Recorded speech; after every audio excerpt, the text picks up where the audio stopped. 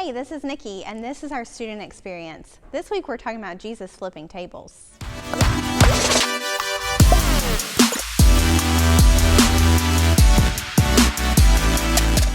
So just like last week, we are looking into the Gospels to get a first-person account of Jesus' life. And we're looking into the Gospel of Mark this week. Now you can look through Matthew, Mark, Luke, and John and find an account of Jesus cleansing the temples. But I just really like Mark's account because Mark really likes to play up the action, and he seems to be the most detailed in this account. So I would encourage you to look at the other stories as well in each of the Gospels, but we're going to be reading out of Mark chapter 11, starting at verse 15. They came to Jerusalem, and he went into the temple and began to throw out those buying and selling. He overturned the tables of the money changers and the chairs of those selling doves, and would not permit anyone to carry goods through the temple. He was teaching them, "Is it not written, 'My house will be called a house of prayer for all nations'? But you have made it a den of thieves." The chief priests and the scribes heard it and started looking for a way to kill him, for they were afraid of him because the whole crowd was astonished by his teaching. At the temple, Jesus cast out the businessmen who had set up tables in the temple courtyard. The word Mark used when he talks about Jesus casting out the businessmen is translated the same way that the word used when Jesus cast out demons is. So he clearly had a very lowly opinion of these businessmen. Jesus also condemned money changers and businessmen in the temple courtyards for two reasons. First, he called them robbers because of abusive prices and greed. But second, and more important in Mark's narrative, was the way they frustrated the intention of God for the temple. The tables were set up in the court of the Gentiles.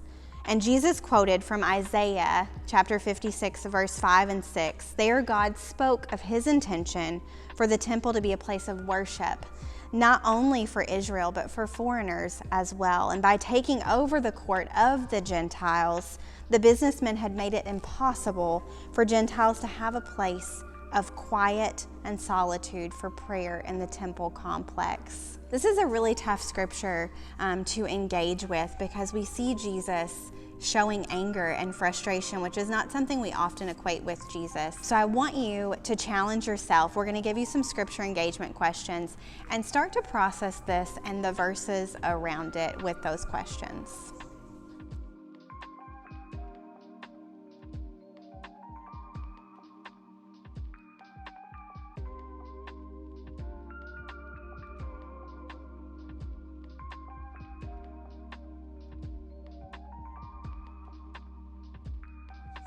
Jesus being God in the flesh and the perfect reflection of God's image, it's so important for us to understand and know what frustrated him and what made him angry. Now, the people of Israel had been set apart as God's holy people, and God's plan for them was for them to point others to God, specifically the Gentiles, and their behavior was turning people away and not giving them a place to come and worship God. By turning the temple courts into a market, they were disrespecting this holy place, and they were behaving with irreverence to how holy the temple was and what it was set up for.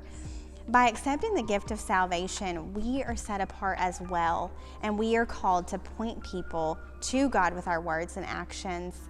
And out of that, we should enter our places of worship with hearts full of praise as well, and enter them with the respect that is due because God's Spirit dwells there. We're going to give you some questions that you can apply throughout your week and help you take this scripture, as difficult as it is, and apply it to your life.